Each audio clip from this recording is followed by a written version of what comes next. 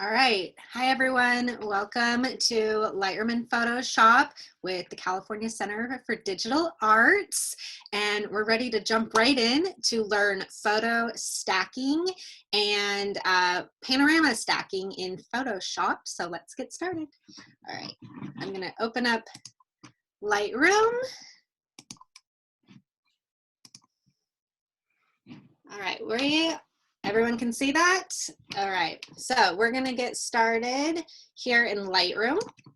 I'm gonna show you both ways to work from Lightroom and also if you were to open the photos separately from Photoshop so that you have the options if you're not using Lightroom. So we provided images this morning, some images that are already done for you so we can work together hands-on on this little workshop we're doing. All right, so we're going to start with what is called focus stacking. And the way that this works is, how many of us have gone out and tried to take a photo of a beautiful flower arrangement, our glass of wine, some people with a nice backdrop?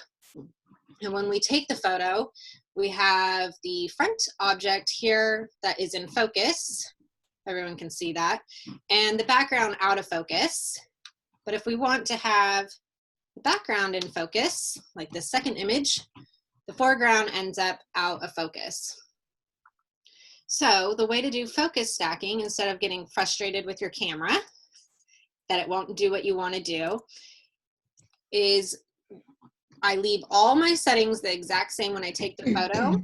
I flip to manual focus on the lens, and I manually focus first on the foreground, and then take a second shot and manually focus on the background. The most important part of this is to make sure that we don't change any other settings on our camera. We don't want to zoom. We don't want to change our ISO or anything like that. So you want to be shooting in full manual when you do it. All right, so how we're going to bring these together so both objects are in focus is from Lightroom. It's super easy to open in Photoshop to do this. I'm going to click on my first photo here. I'm going to hold down Shift on my keyboard to select the second photo. So both of them are selected. I'm going to right click in the middle of one of the photos. When I right click, I have this option with a drop down, and there's the option where it says edit in. And instead of going to, typically we go to edit in Adobe Photoshop, I'm going to come down and say open as layers in Photoshop. So we all see that? All right. So when I click open as layers in Photoshop, it will automatically bring the two files together in Photoshop for me. It's a little bit slow of a process, just FYI.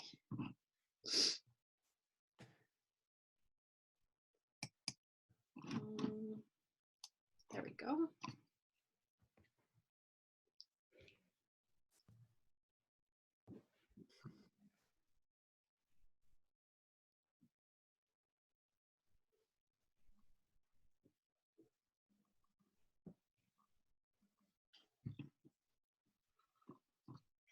Still processing.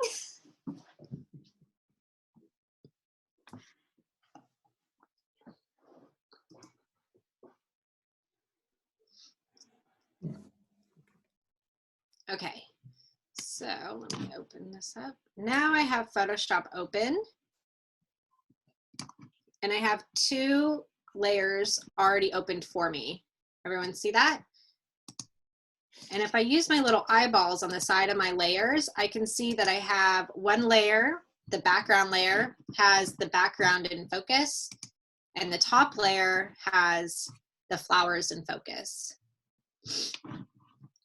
So now my goal is to merge these together to have the entire image in focus instead of one or the other.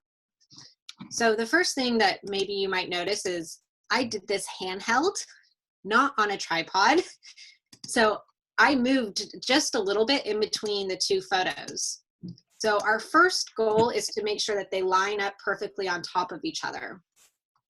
So to do that, I'm going to come over here to my layers panel.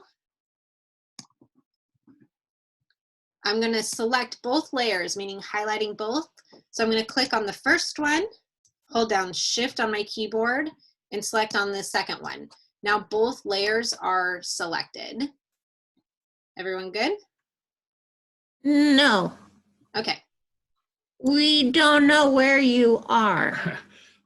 And I have a question too. Does it matter what order that you load the pictures?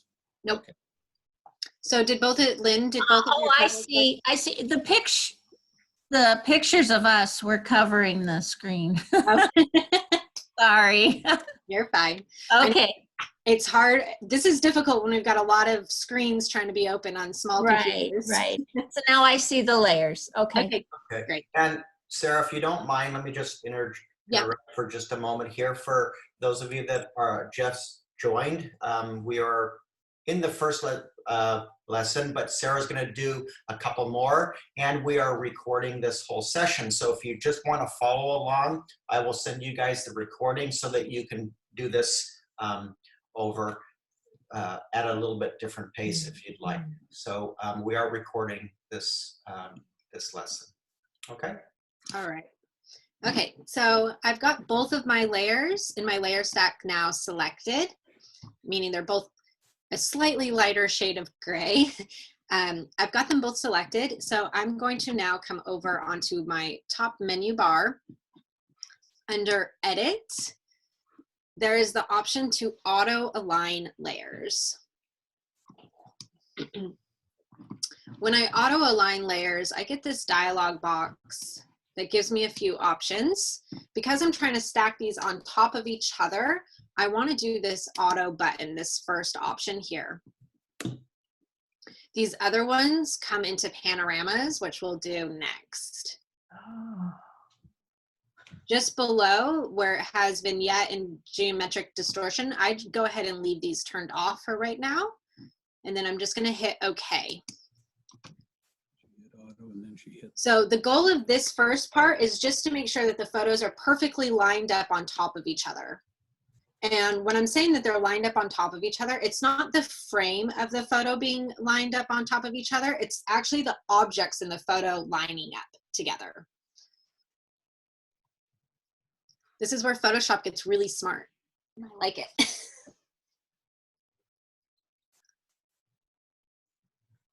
All right, let it process. So you can see that it shifted some of my photos and I have kind of this funky transparent frame. And that's because I shifted when I took the photo. Okay. So it's lining up my vase of flowers together, not necessarily the frame of the photos together. And does it do that automatically? Mm-hmm. Yes, okay. Yeah, so as long, it's not going to line up something if you totally misjudge how you take the photos or two different objects. But as long as you're really close, like I said, I did this handheld without a tripod, it should be able to line everything up. Okay. All right, so now I still have both layers selected. And with both of those selected, I'm going to come back up to Edit. And I'm going to try where it says auto blend layers now. Now I want to blend the two layers together. So again, we have two options, panorama and stack. We want to do stacked image. Just below in this dialog box, we have the options where it says seamless tones and colors and content aware fill. We want to have both of these turned on.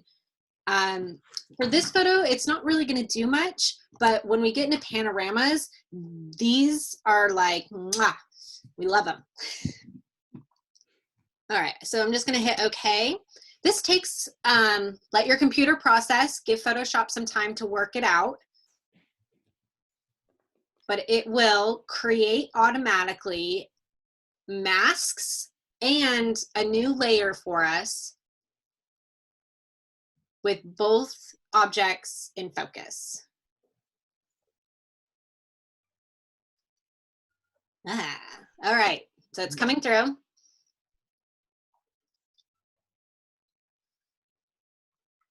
Sarah? Uh-huh. How much RAM do you have on your computer? Like, how much RAM do you need to make this go as fast as yours is going? I only have 8 gigs on this computer. Oh, wow. Okay. 8 is the minimum that you should have to run anything for Photoshop. 16 is double, and 32 is fantastic. Yeah.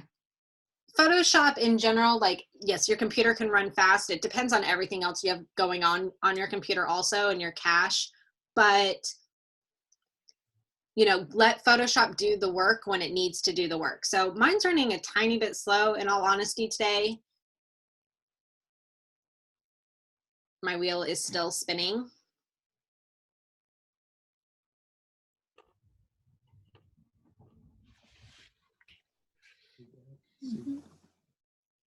Oh, okay. I don't know if your guys' is working much faster than mine today. Okay, so all done. So you'll see that I have some marching ants. What these little selections is saying is it automatically filled for me content into that area. So first I just want to get rid of my marching ants real fast, and the shortcut on your keyboard is Command D if you're on a Mac, or Control D if you're on Windows. All right, so let's take a look at what we have and kind of study this out. So I have a new layer, a third layer that's been created, and it automatically named it merged for me. And I can see that my background and my foreground are in focus. I do have kind of a halo effect happening around my photo of not being in focus, so I would just crop that out. So a key with some of this, when you do focus stacking, is take more photos than you think, because sometimes it might not work perfectly, and leave yourself a little bit of wiggle room on the edges. So let's look at how this was created. I'm going to turn off my top layer. My bottom 2 layers, perfect masks were automatically created for me, if you guys notice. I have a mask here where white is revealing the background, and it automatically blackened or used a black mask to hide the flowers from the background. This mask is the exact opposite, where it is hiding with the black mask the background and exposing the flowers with the white mask. Everyone see that? And now I have a new layer, and I don't even need these anymore. You could delete them. You could do whatever you need with them, because they still exist in Lightroom for you as original files. But now you have a new layer that you can edit and work with that has everything in focus. All right, so that was with 2 files. Are there any questions so far? Because we're going to practice it now with 3 files. I have a slight question. Mm-hmm. Where I like your term, marching ants, were on the right-hand side vertically and in the upper right corner, they look a little soft. Yes, so what it did is, so those little marching ants that came in, that's where my photo, when I stacked them together, where I had transparency. Yeah. And so the marching ants try to fill it in the best to its knowledge, and it didn't do a very good job. So I have two issues going on that I can actually address right here. So if I find, let's just say that I find this layer, how I have this little blurred edge, not very good. And if I look at my layers, I can see that the reason is because it had to realign my background, right? Yeah. And so what it did is it pulled this area from my foreground photo that had it blurry. So what I can do is I can come in and re-clean up my mask. I'm going to use black and paint on this mask. to actually hide this. Okay, I got it. Because I can come in and fine tune my mask, right? Because this is stuff that I don't want in focus.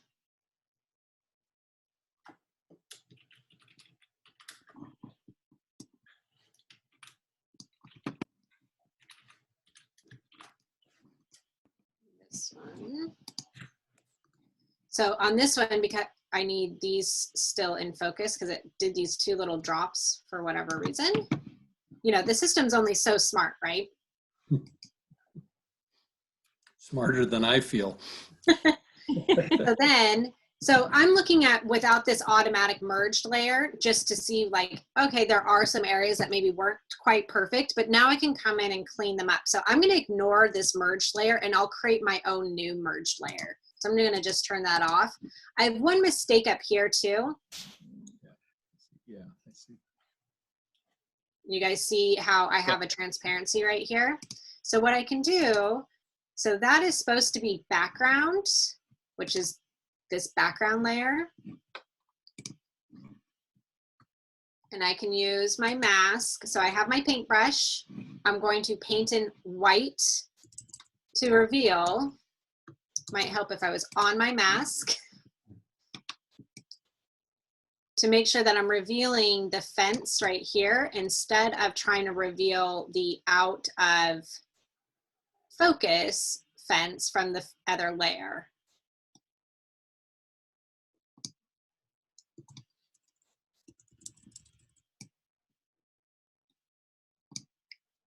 I see what you did. I got it.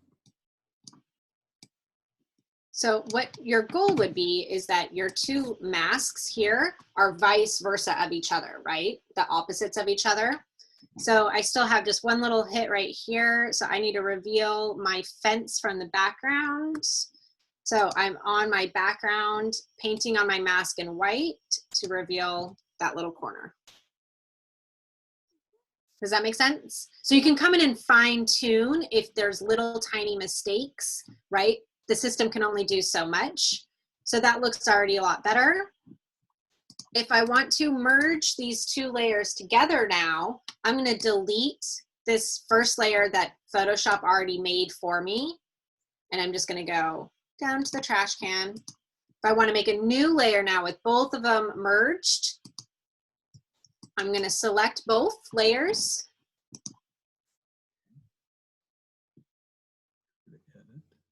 I'm going to go to layer.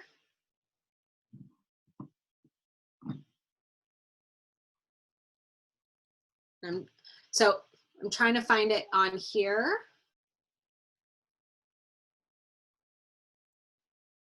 Because I know the keyboard shortcut, but I was trying to find it on the menu.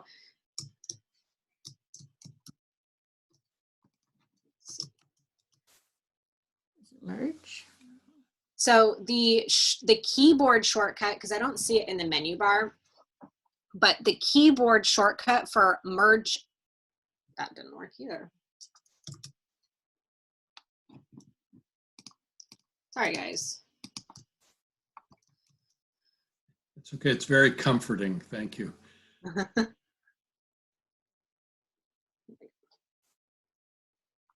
Okay, so if you want to take your 2 layers and merge them up into a new layer, the shortcut on your keyboard, you need like spider fingers to do it, is Shift, Alt, Command, E.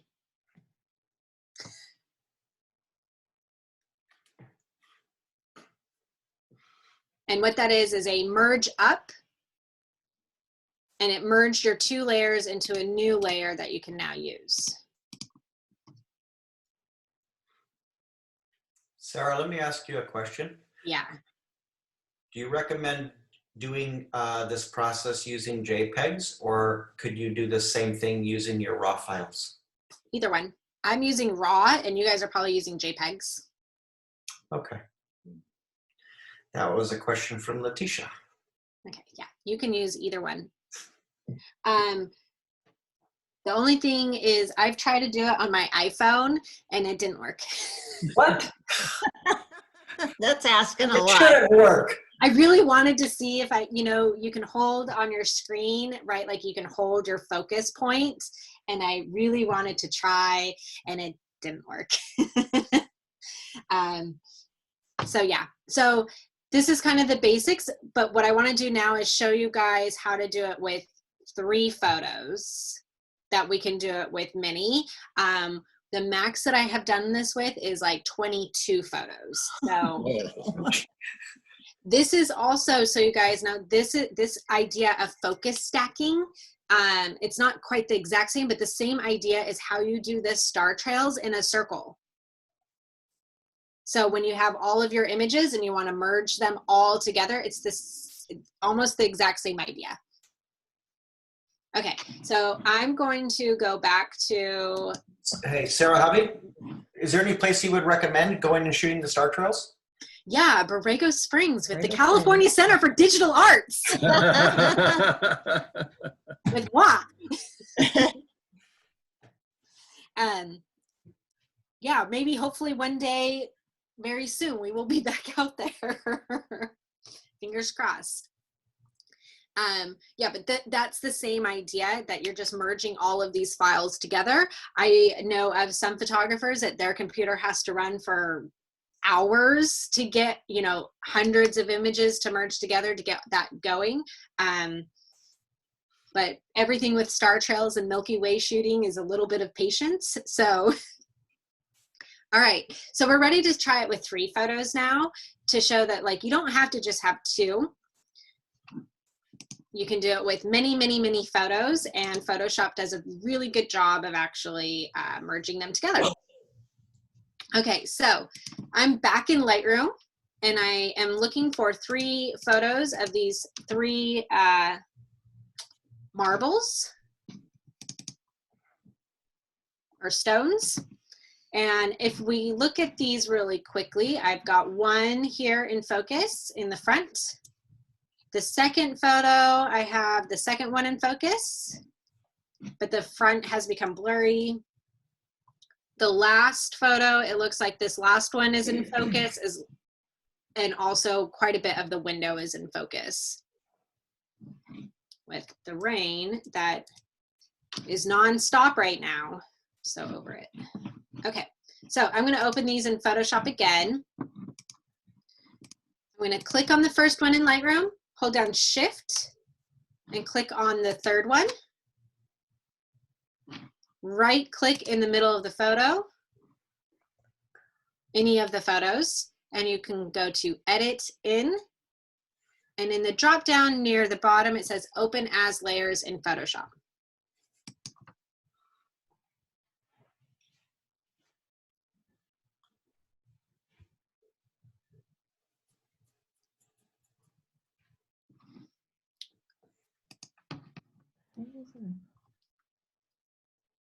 So my Photoshop is taking just a little bit of time to open.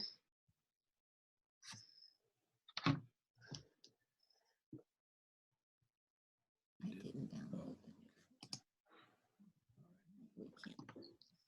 we go. Ooh.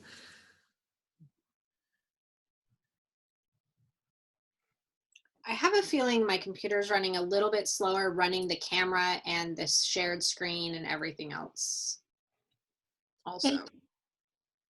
Okay. It's fine. It's going faster than my brain, so. It's still early.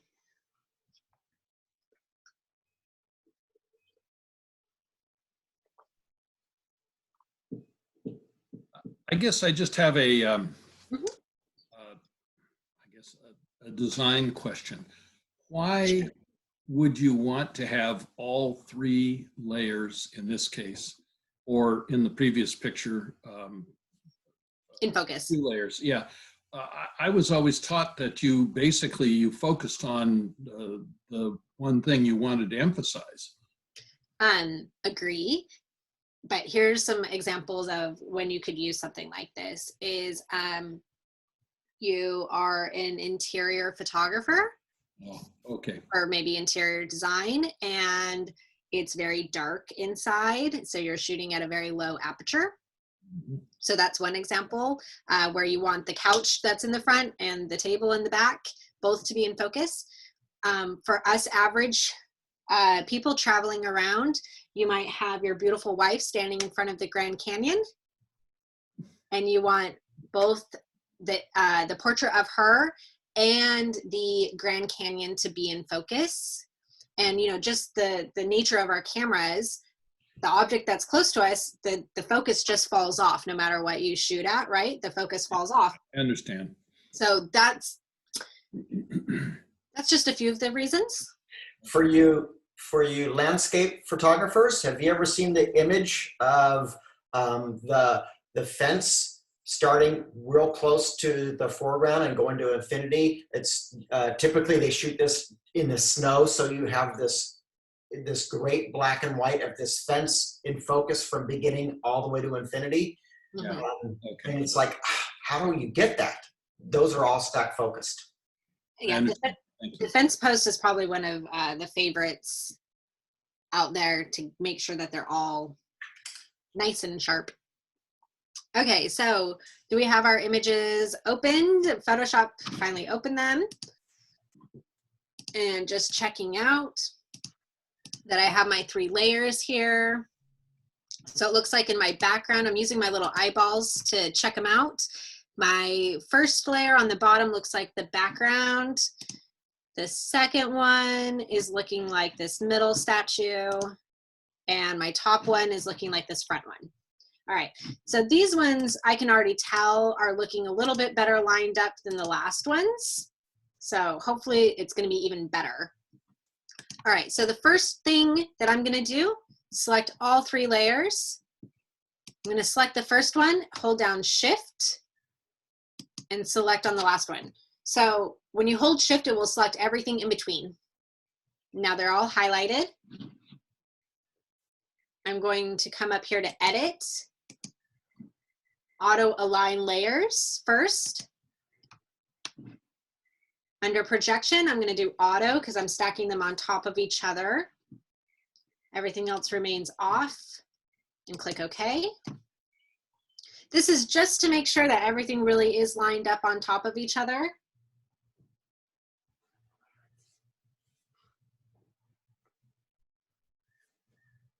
But I know for a fact that these were also shot on a tripod, so they should be pretty good to go unless, you know, you never know. A slight vibration in your tripod moves, a slight movement.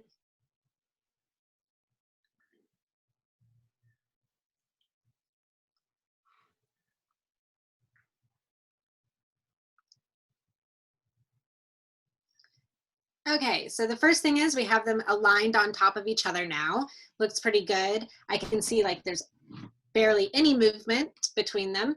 So now with all 3 layers still selected, I'm going to come back up to Edit on my menu bar.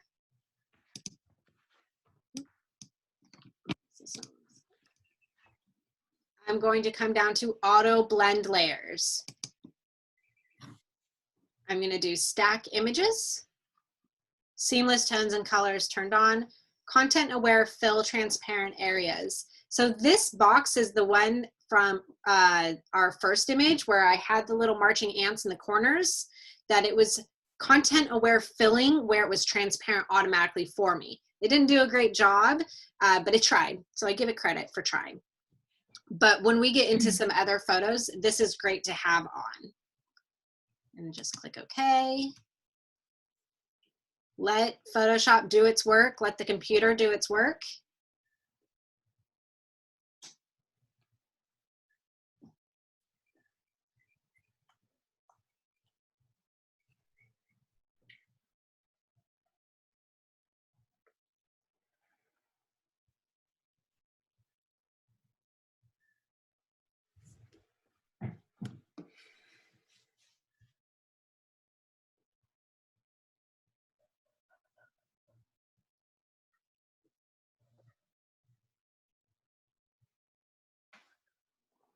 All right, so mine's starting to pop up. I've got all kinds of interesting masks happening.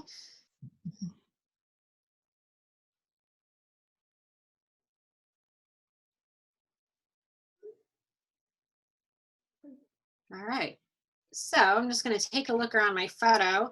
So you can see it created some masks for the first object, second object, and third object. And it looks like much of the background, such as the window.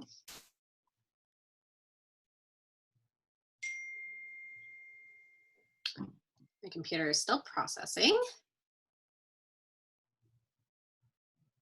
Okay, so, and I can zoom in to take a look around and make sure things look good in case I need to refine anything.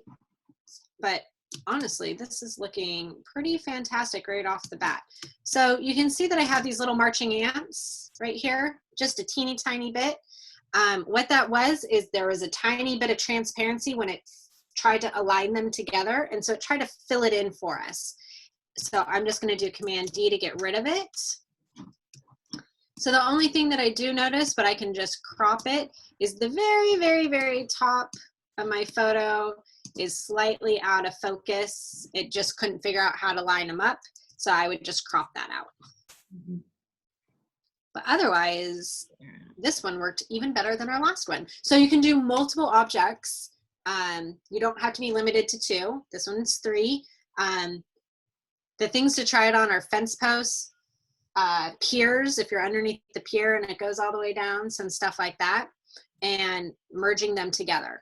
The hard part with this, if you're going to do focus stacking, you got to get them off really fast. If the sun starts to move or a cloud comes in, it's not going to work quite the way that you want it to. Your lighting really needs to stay pretty consistent. Also, Sarah, from a focus stacking, I would guess that if you use a prime lens, not a zoom lens, that they'll line up better. Yeah. When you are refocusing with a zoom lens, it tends to move both elements slightly, and that's why I'm guessing there's more of the marching ants, even if you're on a tripod. Yeah. So I liked your tip of, if you know you're going to focus stack, save yourself some cropping room on the edges. Yeah, save a little bit of room, because I did find even with my zoom lens, even though I know that I was only changing focus, it just slightly starts to shift components just a little bit. To the naked eye, it's pretty minor until you're trying to stack them perfectly on top of each other. But yeah. And the other key is just make sure that you do not change any settings. So your aperture, your ISO, all of those things need to remain the exact same. You do not want a photo that you're trying to merge that has a lot more ISO noise with one that has no ISO noise. So you really want to make sure that those are together. But the other thing to remember is this is a good practice for how your lens works in terms of your depth of field and how fast stuff drops off. I've practiced focus stacking a lot, and I have a lot of mistakes in between, because not realizing that your focus lines, your depth of field drops off fairly quickly if you're shooting really shallow. So just remembering that, and the closer the object is, the more shallow your depth of field is versus far away. So the closer your objects are, you might have to take a few more images, such as the fence posts, versus the fence posts that are 100 feet away. Okay, how are we feeling about this? Super easy, right? There wasn't even, Yeah. It's almost like, oh, I just didn't even know that button was there. It's more about now thinking, how can I shoot differently to get some shots that I want, and how easy it is to put together and get some practice with it. And this is good stuff to practice at home. Line up all those wine bottles you're drinking at home, and Pick it into one angle. well, next we're going to do panoramas, so we don't even need the wide There you angle. Sarah, would this be a good time to take a 5-minute coffee break? Yes, if you guys want to, we're going to jump into panoramas now. So if you need to jump to the restroom or get some water or refills on coffee, it's maybe a little early for wine. So, but it is quarantine. There's no rules, right? Well, That's right. We make rules. Bunny is in a different time zone, so I think she's got a green light to go ahead and get started. I'm going to pause the recording right now just for 5 minutes till I see everybody get back, and then we will resume. All right. Okay. All right, we're back. So one thing I wanted to show you guys real fast for those who don't use Lightroom on how you can bring multiple documents together in Photoshop, quick and easy. How I'm going to do this is I'm just going to go ahead and I still have my Photoshop open here, and I'm going to close my windows that we just did because I don't need them right now. And if you don't use Lightroom, if I wanted to bring these images together in Photoshop, what I can do is I can open one image.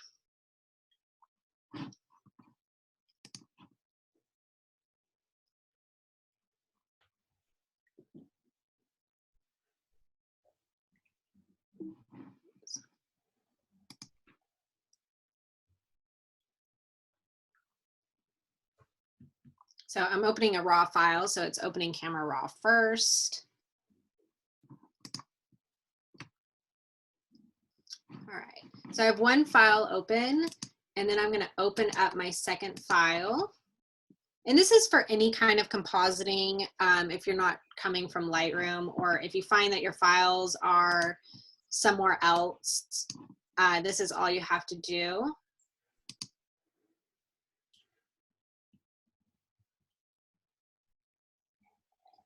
So if I open my second file,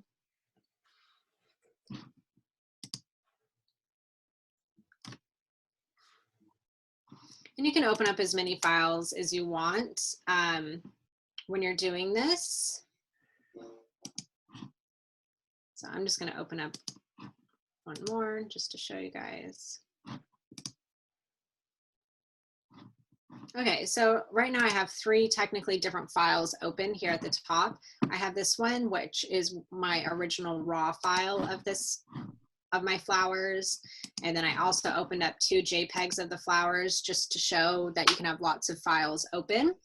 The easiest way, and it's very, very quick and easy to bring files together into one document if you were to open them separately. I'm going to show you guys 2 different ways. Wait, hang on a second, Sarah, please. Is everybody able to see Sarah's shared screen? Yes, Mincy, you Yes. can see it?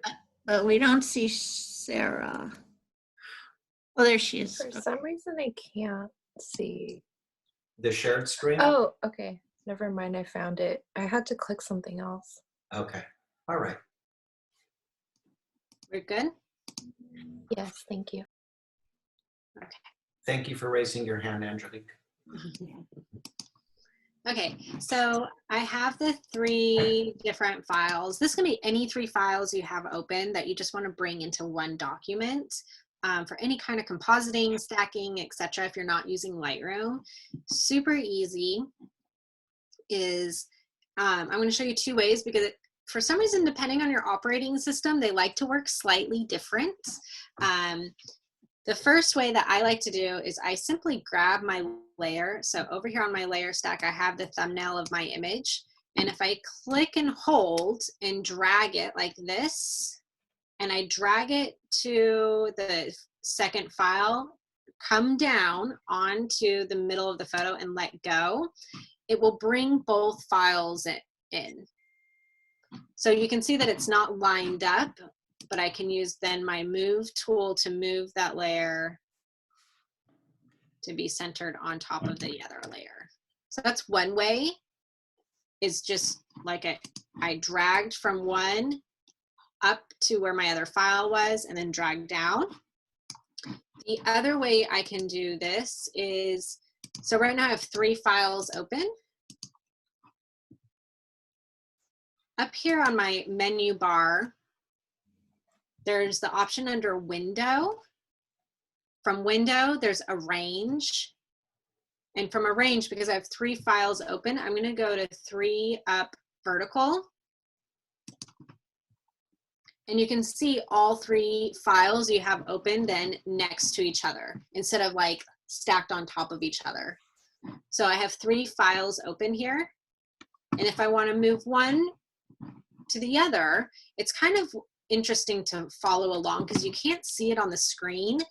But what you do is I'm going to use my move tool from Photoshop And in my toolbar, it's that top arrow, the very first tool in my toolbar. I'm going to click in the middle of a photo. So I just click and I'm going to drag, and it's kind of weird because you can't see it drag.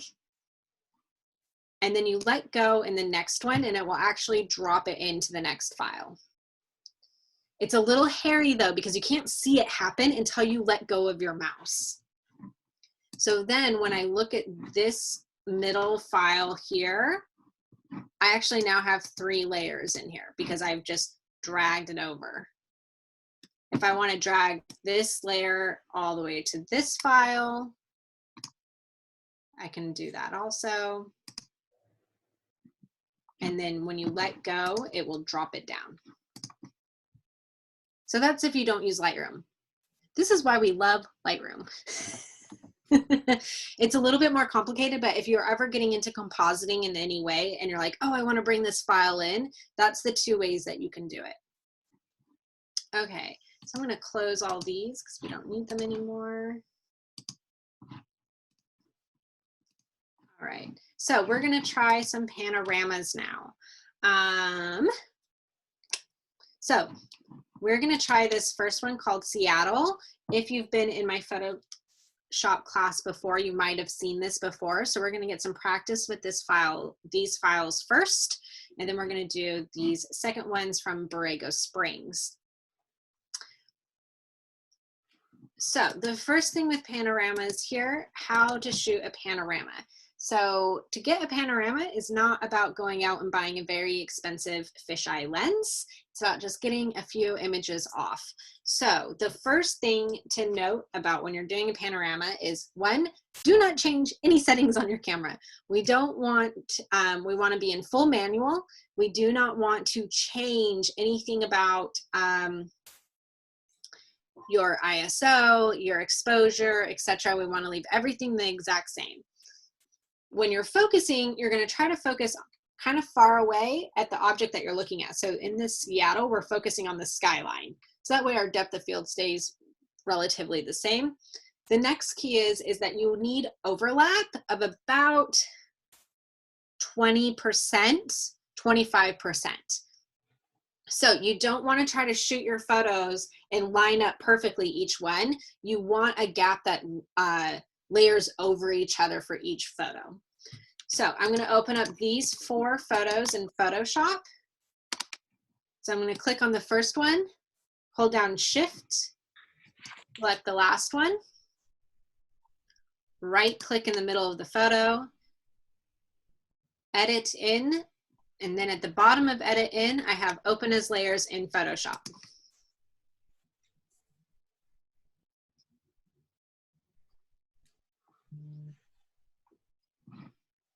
And we're going to have them open up in Photoshop.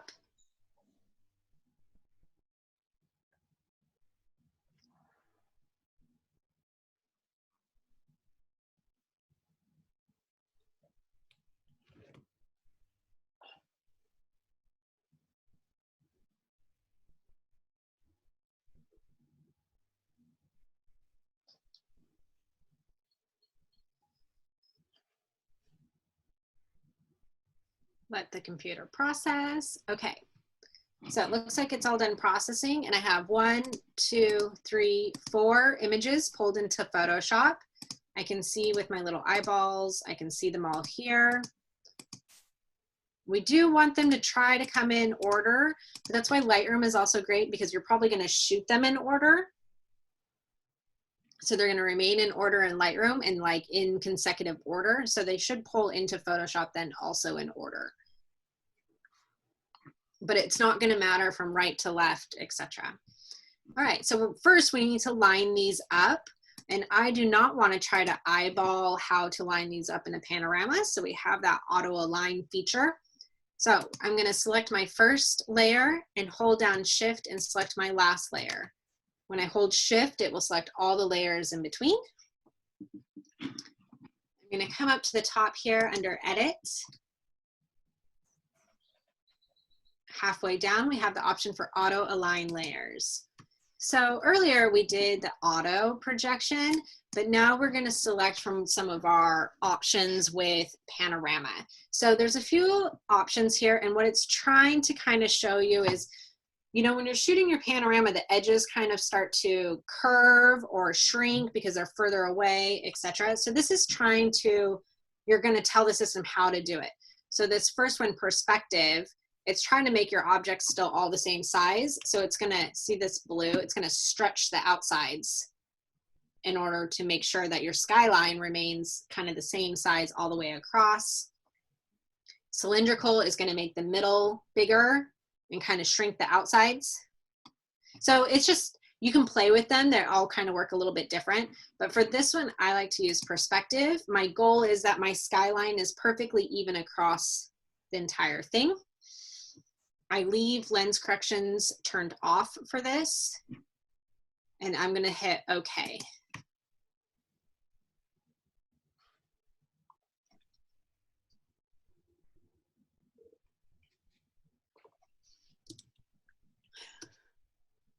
Okay, so you can see how it expanded the sides of my photo to make sure that the middle is all kind of remaining right on a straight line and even, like an even ratio or proportion, but it had to stretch my outsides, but that's okay. So we have an option that we could crop that out or fill it in. So the first thing though, you'll notice I can see these kind of like mistakes. I hope you guys can see on the screen, but I can see the line, and that's just, you know, the sun might have moved slightly between photos. You can see the line here, etc., as it has it stacked. So now we're going to blend them together instead. So I still have all 4 layers selected. I'm going to go to Edit and Auto Blend Layers. So this is just like we did with the stacked images, but instead we're going to do Panorama, and it's going to merge the lines in between. Seamless tones and colors and content aware fill. These buttons are really, really great for Panorama. It's going to make everything seamless. And then that content aware fill, transparent area. See how I have all of this transparent area?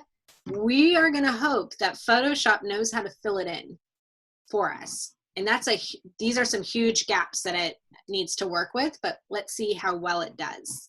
So I'm going to click OK.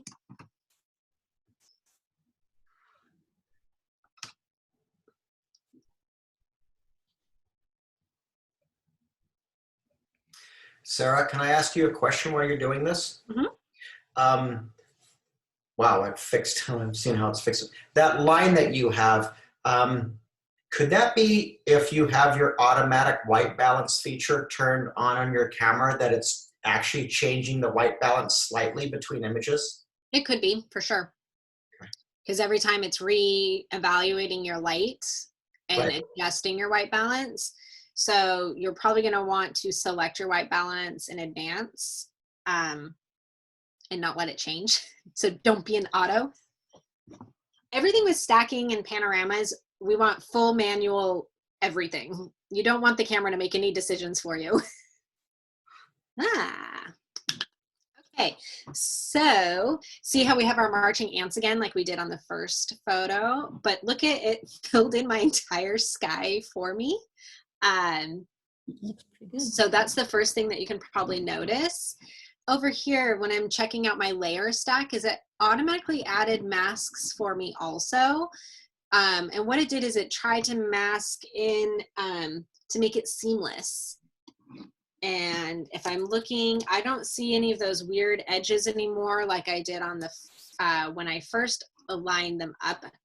I even have planes flying through the air in this. All right, so first I'm going to get rid of my marching ants because they're super distracting. So I think it did a really good job on the sky, filling in and creating a whole new sky for me. Yours might not look exactly like mine. Each system tends to maybe pick something a little different. You might end up with more clouds or not. But I do have some issues down here at the bottom, you might notice. it tried to put in a pole where there wasn't a pole, and then it just kind of let the pole die into the water. So obviously this doesn't look super good. So what I would do in this case is I would use my crop feature and I would just crop that out. And honestly, I would probably, it's too bad that those people are there, but we can always remove them. I would crop out all the pole so that we could have just our nice skyline. So this is where, just like any photos, you want to leave yourself just a little bit of wiggle room on the outside so that you can do some cropping. We always try not to fully crop in camera, right? Always leave yourself that little tiny wiggle room. And this is a perfect example of where you would want to do that. So I'm in my crop tool. I just recropped it. I do not want to delete my cropped pixels in case I want to come back to this image. And then I hit OK. And I have a beautiful panorama just like that. So you do not need an expensive wide angle lens. You just got to take 2 or 3 or 4 photos. Another thing with taking panorama is we have a tendency to shoot in landscape mode because we're trying to get as wide as we want. But if you have a lot of tall objects, you can shoot in portrait mode. You're just going to have to take more photos. Make sense? Yeah. All right, so super easy. That's just one of them. So I want to do the other one.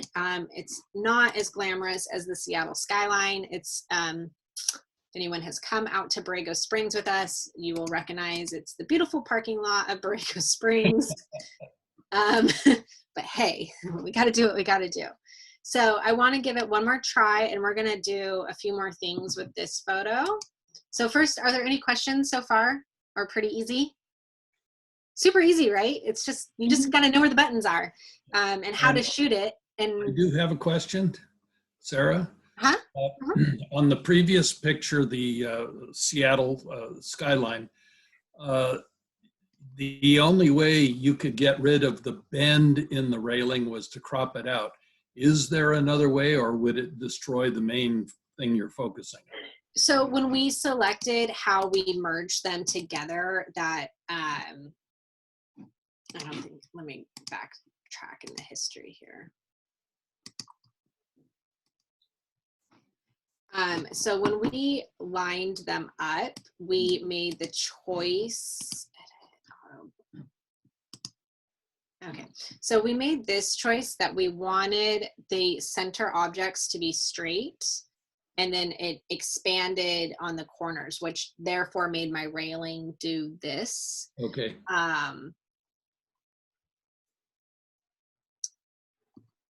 You might be able to try collage. The problem is though, is even though, see the original images, because you're standing in one place and moving like this. Yes. If I'm looking at my original images, the poles are curved anyway. Mm-hmm. Yeah. No, I understand that. Yeah. I happen to shoot a lot of long trains, and you don't want them to be. You don't want them to curve. Right. So getting into some more advanced stuff, there's like puppet warping where we could fix that. Okay. In Photoshop. The other part is, so 2 ways to do panoramas is to curve your body like this. And then the other one, if you want stuff to stay nice and straight on, just make sure there's no people around, is you do the shuffle. Yes. No, I didn't want to get into the complexity. I just wondered if there was an easy fix for that. Not super easy, no. Okay. Bent rails, trains don't do too well on bent rails. Yes, I can see that. I'm trying to think. There's actually some features in Lightroom that and Photoshop that could help, like you manipulate your distortions or puppet warp them. That sounds like a little beyond my dinosauric understanding here. It's a little beyond this portion, but there's ways. Look, you guys look for a class coming up on maybe, I don't know, puppet warping for a future tutorial. No strings attached. Bubble warping is pretty interesting. Like, I mean, you can't move like the face from here to here, but you can move the head like this. Well, it's just you were talking about what to do with the starry sky, and I don't shoot many starry skies. Yeah. I tend to shoot steam locomotives and things Okay. like Are your trains are not moving, or are they moving when you shoot them? both. And I can't stand out in the Full middle length of the and train, say but stop while I take a picture. So my other, off the top of my head, my other thought would be that we could remove the poles. Okay, which you did by cropping, or I understand. Or just, Yeah. or removing them using healing and cloning and content Thank you. aware. I didn't mean to digress you too much, but I was just curious. Okay. All right, so we're gonna try Borrego Springs now, because there's a few little things that happen that I want to show how easy it is to fix really fast. So I'm going to select on my first photo of the parking lot and the last photo of the parking lot. I would really hope that you all would shoot much better panoramas of much more beautiful places than this. But there are some summers that this parking lot feels like my second home. Or sorry, probably not summer, but spring and fall. It's a little hot out there in the summer. Okay, so I'm gonna go to edit in, open as layers in Photoshop again.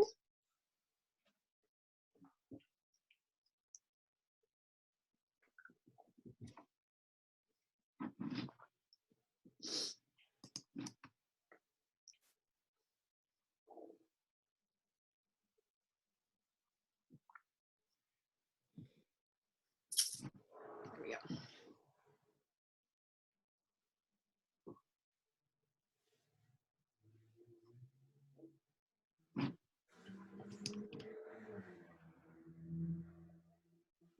Just takes just a few minutes.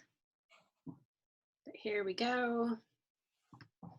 They're coming in. This is one thing that I do love, the relationship between Lightroom and Photoshop, that it does this for you instead of figuring out how to open them all and drag them in together.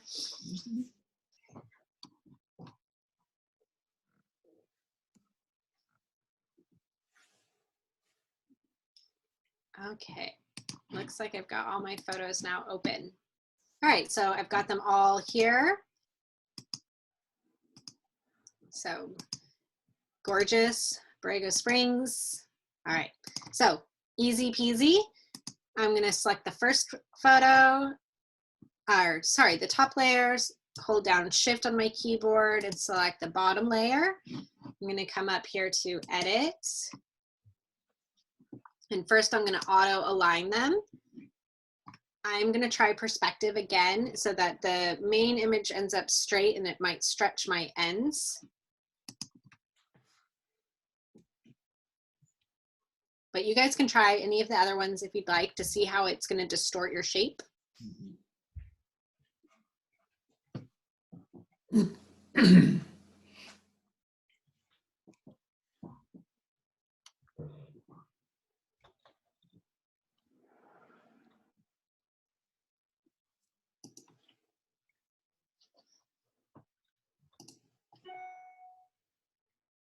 Okay.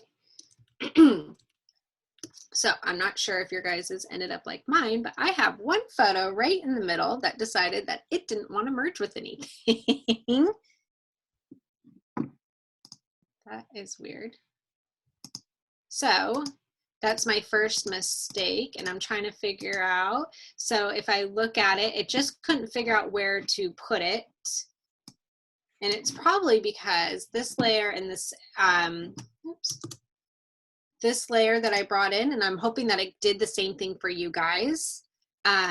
This layer that I brought in, there wasn't enough information over here, and it crossed over with the second layer too much. So it just kind of left it alone. Did your guys's do the same thing? If it did the same thing, it's a good thing. If it merged it, that's a better thing. Your system found it. But it happens. This is where sometimes you want to take more than you need. So for this panorama specifically, I actually did like 12 photos because I wanted to figure out exactly where my crossovers were. So does that make sense? The other thing that I like about this though, see how I wanted my center to be as straight as possible, but look at how much it curved my photo. It really stretched out my ends in order to try to make the middle straight, which is a little bit extreme. So what I can do is I can also test out what happens if I do a different way. If I don't like it, you can always go back, literally just one step backwards on your history box, and you can try it again and say, I want to blend, or I want to align them in a different way, say cylindrical, just to see what happens. Because I like that one because you can see how much it stretches with only 3, and we can just see what happens on this one.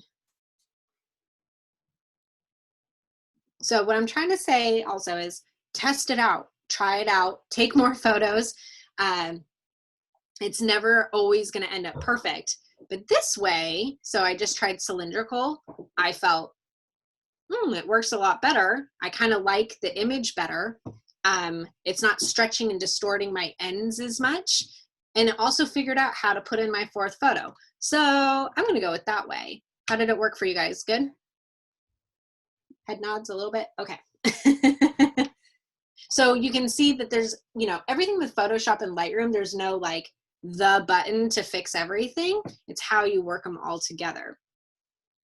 So love how this is turning out so far. I have a nice panorama, but I can definitely see that I have some edges and some weird pieces as it's tried to align my photos. And you guys probably have very similar. You can see how it's curved my photo just a little bit. So now we're going to make sure that we have all 4 layers selected again. And I'm going to go to Edit, Auto Blend, Panorama. I want seamless tones and colors and content aware fill. And with the seamless tones and colors, it should fill in all of these spots, those seams in between, and blend them together really nicely.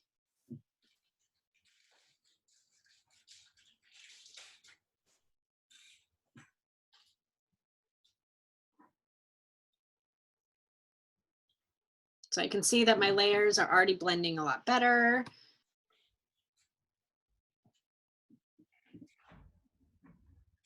See all those people that spend $5,000 on some super expensive lens.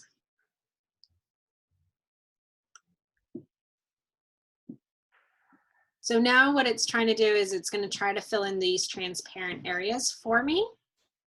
Let's see how well of a job it does.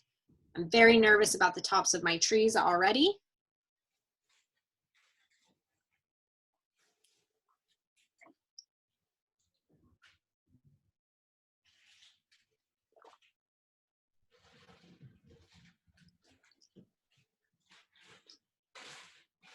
You are being slow.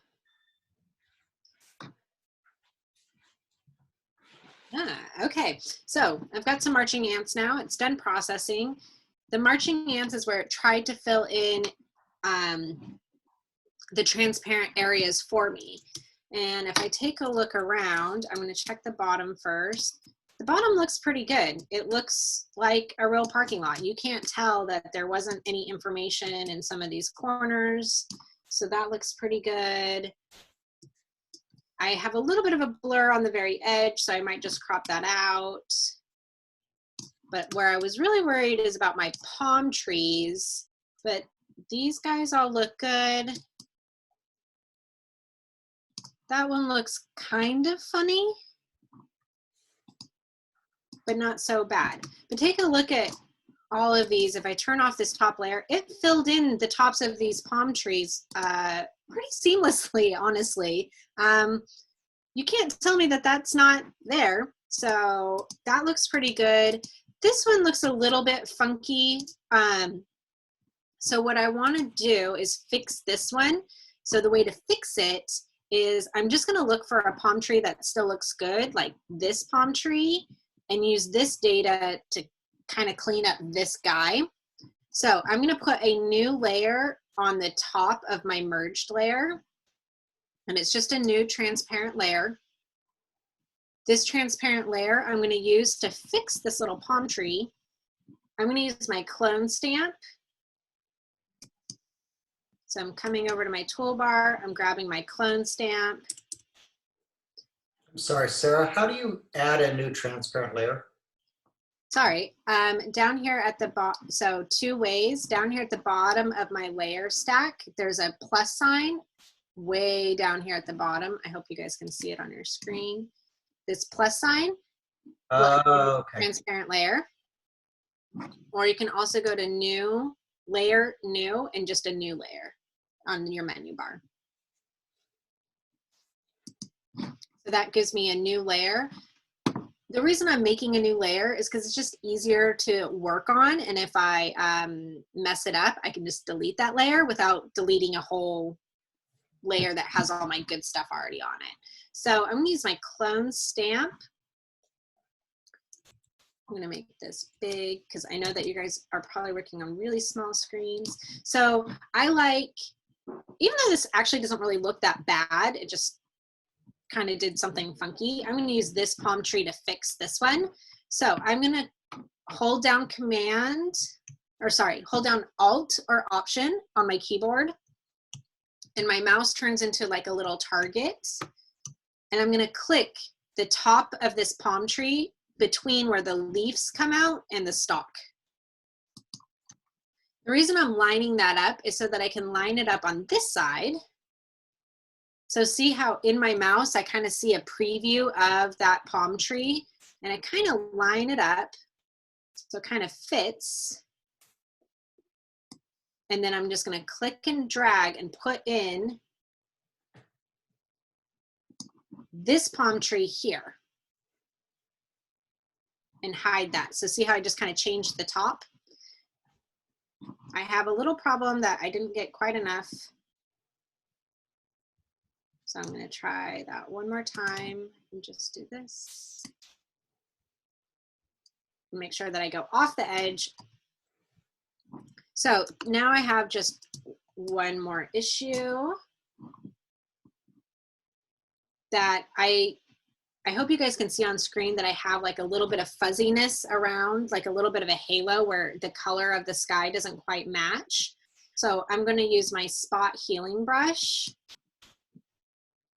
I'm going to make it smaller, and I'm just going to go over this edge to blend in my 2 colors of sky between where I clone stamped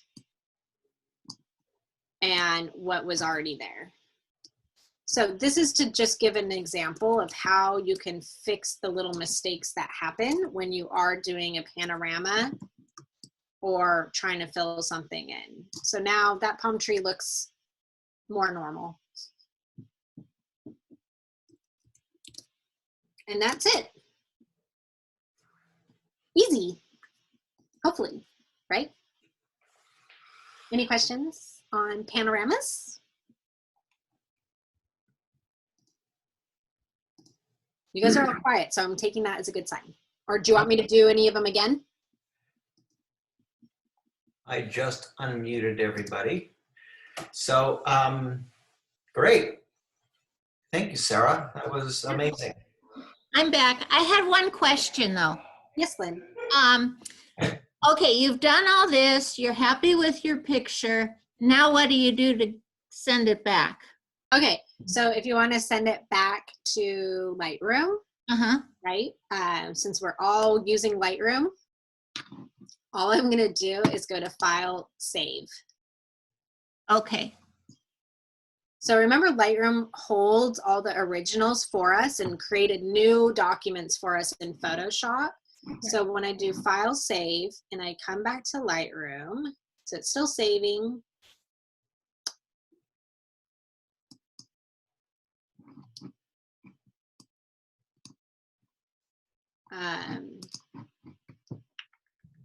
So give this a minute.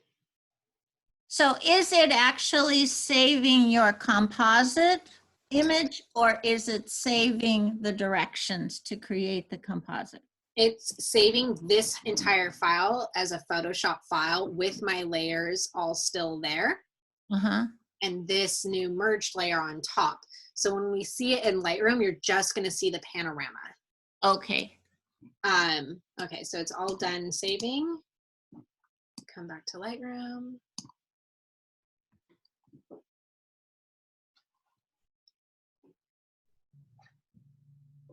That's not good. Come on, please.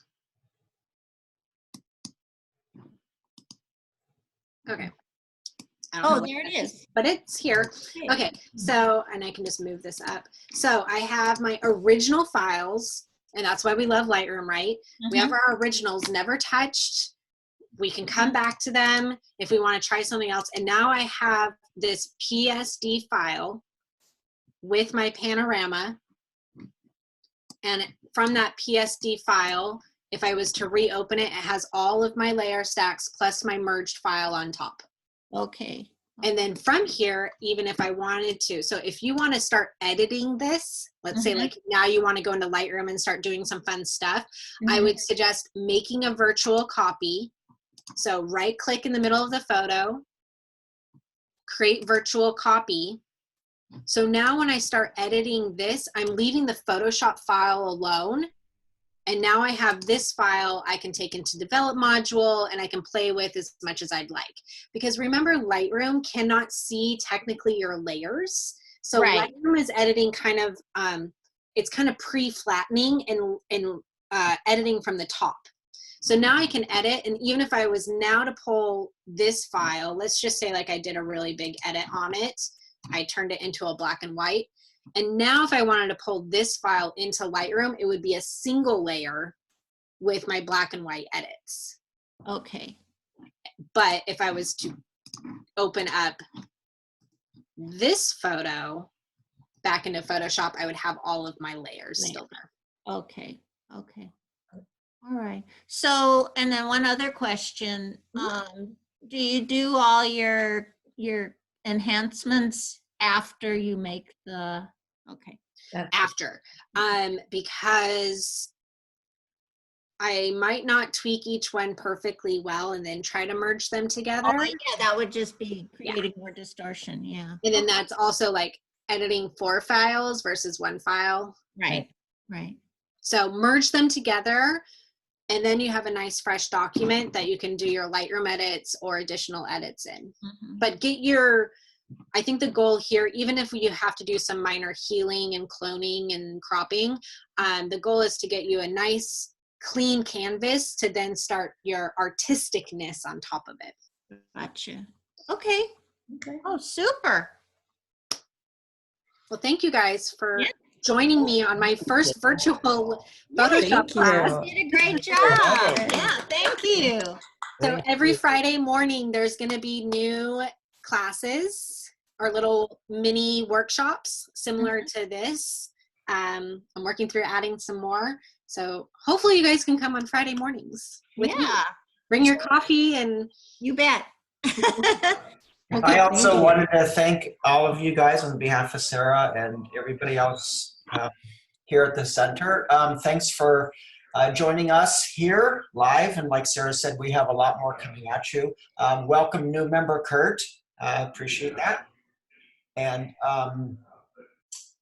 make sure that you, I think all of you are signed up for our newsletters. So thank you guys for responding so promptly and signing up for this class, because as you see, we can only handle so many at one time. So I'm glad that you guys all got in before it was, even though it was free, we put a limit on it, so they do get sold out. So if there's something that you see that you like, please sign up, and we'll see you virtually soon. Yes. Great. Thank you. Thank you. Thank Take you care. very much. Happy Thank you. Easter. Thanks, Sarah. Nice job. Yes, be safe, everyone. And I'm going to end this recording and see you guys soon. Thanks, Dave.